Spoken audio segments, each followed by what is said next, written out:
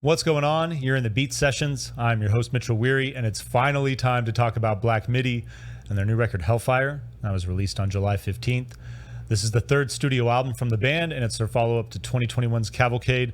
And seriously, I feel like I've been the kid at the end of the line waiting to get on the ride for the last 4 days. Everybody else has been running off, yelling and screaming, talking about how exciting it was. But I finally got my turn this morning. Finally got to give this thing a few spins. And it's a pretty remarkable exhibition of progressive rock.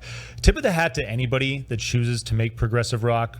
First and foremost, because you choose to make music for yourself, I feel. I mean, I'm not saying that artists that create good pop music aren't doing that, but they're also following a tried and true formula of 3.5 minutes, 4 chords and a hook.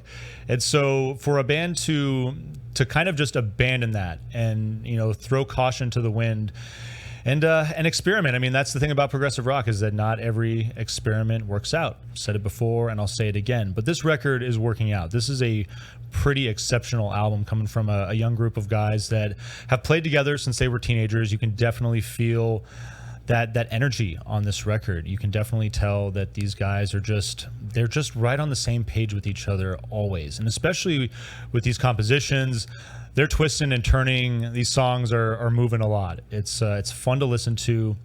It's really exciting to watch where these guys go. This is there aren't too many bands that I listen to where every single record I'm looking forward to what they're doing new experimentally. I think this is a band that really thrives in that regard and is doing well in that regard. And it's cool to, like I said, see a band succeed, because not many do. This record, I want to bring up their contemporaries, Black Country New Road, because most of you all probably listen to both. There's Black Midi New Road out there. And I think that it's important, just because you have, two bands that are ostensibly doing the same thing, but doing very different things. And with Hellfire, this record is not going to have, I mean, it's a commercial success, but it doesn't have the same appeal that Ants From Up There does. That record is, dare I say, approachable. I use that dirty word that so many people don't like. But what I mean by that is that lyrically, thematically, musically, that's the type of record that I feel, myself anyway, I can just throw that on at any time, kick back and enjoy it for what it is. It has that quality to it. There's enough progressive rock there where every new listen is still fun and exciting at this point with that album, but it's got enough of just that good quality balance of alternative rock, bit of post-punk. That particular record is, it doesn't quite have the post-punk feel as their first album. There's definitely a little more Americana and folk work into that record. I really liked the direction that they took that album in. Hellfire, though, is intense and focusing on war. It's in the title there. There's a number of different characters that are talked about in the record. Tristan Bongo is the main one, but I like the way that you have different characters that narrate the scene. If you've ever read the Game of Thrones books, it reminds me of the way that George R.R. Martin chooses to narrate the chapters, and I like that. I think it's a great way to get a different scope and different perspective on what is generally going on. And so I think that the band tackles that extremely well. Jordy Griep is an amazing singer, an amazing lyricist. This record is darn near perfect. There's a couple of moments where I feel the intensity maybe borders on bombastic a little bit, and I feel like it's like there's a couple of moments where it kind of almost feels like it loses itself, but certainly not to its detriment. And like I said, I feel like they really capture just so much of the general absurdity of war. I'm going to use that word, and I'm going to bring up the album In the Court of the Crimson King, because I felt the same way that I did when I listened to that record for the first time that I did when I listened to Hellfire. And I feel both records take you to a very bizarre place of absurdity. It's almost kind of like a circus in all the right ways that you want. And this particular record, war in and of itself is pretty damn absurd, I would say most people would argue. And so it's interesting the way they tackle that theme, that concept, and what they're doing with the music. And, certainly there's all these up and down moments that I really capture the spirit of what I imagine a conflict is like. I thankfully have never had to fight a war. I studied a lot of them, though, and certainly interested in the content. And I think that, you read I read a lot of history too with regards to World War One especially. And so you talk about soldiers maybe, downtime in a trench in World War One, and all of a sudden, the fire starts and the bombs start hitting, and there's just these, frenzied panicked moment, and then all of a sudden the chaos of, ceases, and it's back. And it's like the music, I feel, captures that chaos as well. There's so much to marvel at conceptually with what's going on with the record, that's what's drawn me in, and that's what's going to keep me going, I think, for the time being. But with that intensity, I think that I mean, I know a handful of people like this, but it's kind of like the people that could sit there and just throw on Full Metal Jacket and watch that casually. I love that film. I think of Apocalypse Now as well, and especially because I love Heart of Darkness. But those are works that I can't just enjoy at any given time. I have to be in a mindset and ready to tackle and approach those. I feel that there's genuinely a goal or a mission that I have when throwing on, either of those films, or, approaching a novel. Catch-22 is another one that I absolutely love. I think of, think of The Red Badge of Courage, and I love the way that, Stephen Crane wrote that book as far as the generalizing the characters, because I think that it gives a face to every individual in a war. I think that was conceptually pretty cool. And I like the way that, like I said, you get just a bunch of characters on this record.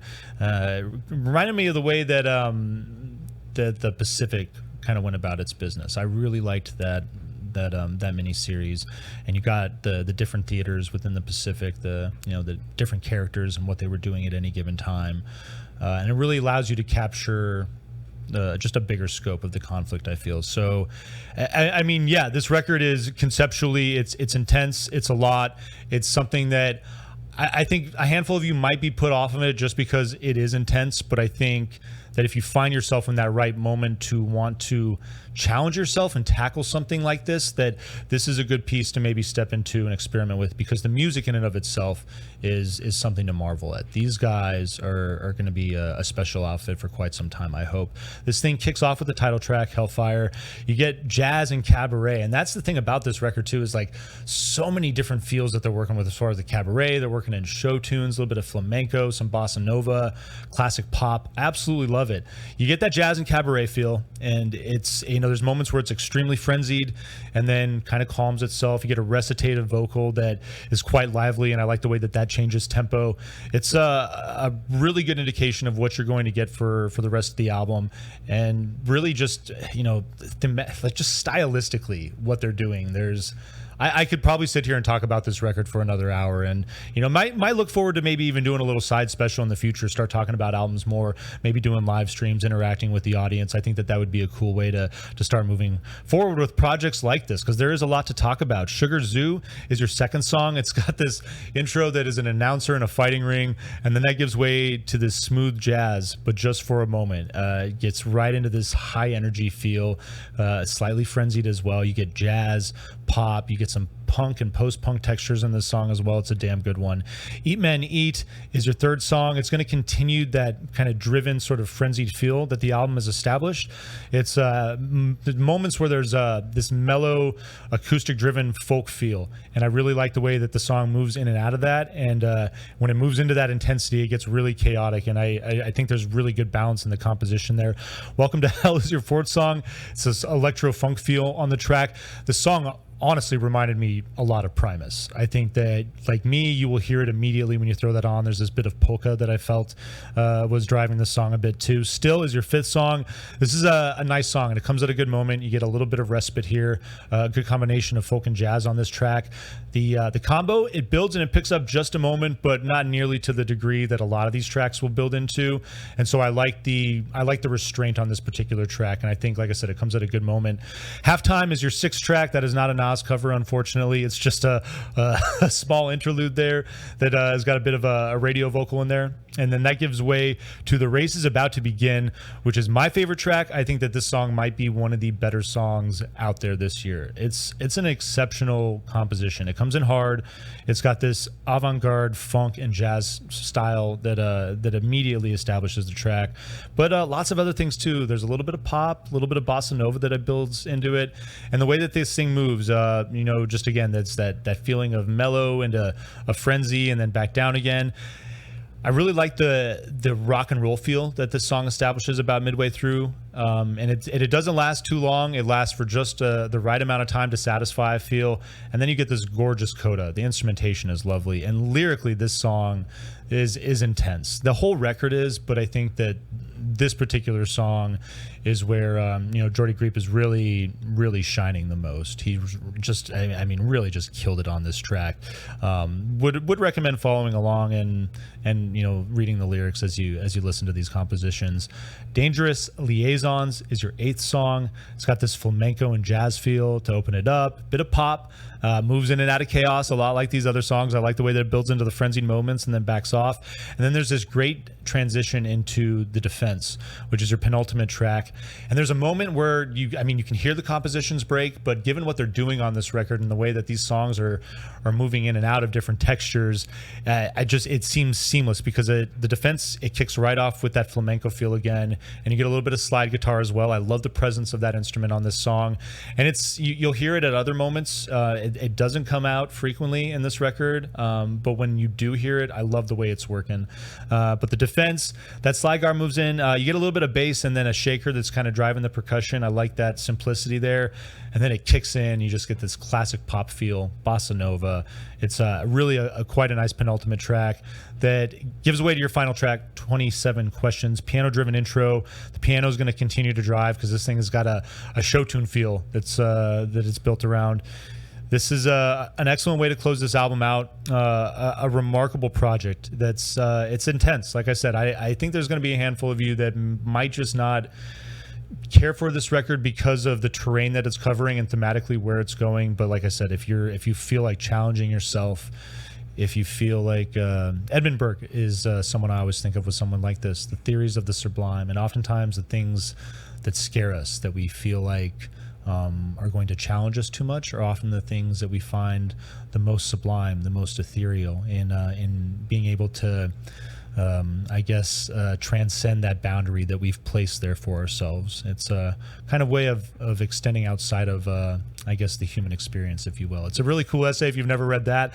I'll actually try to find that and attach a link to it so you can read along and maybe check that out while you listen to this record. But we will vinyl please this thing. I hope I'm sure a handful of you have already enjoyed this a number of times already, so I hope you've been enjoying it. If you haven't, I hope you find this review helpful, and I hope you enjoyed this project. Please like this video, share it, subscribe to the channel, do all the things to help me blow this project up in 2022, and stay tuned throughout the week for more album reviews. We will see you next time on the Beat Sessions.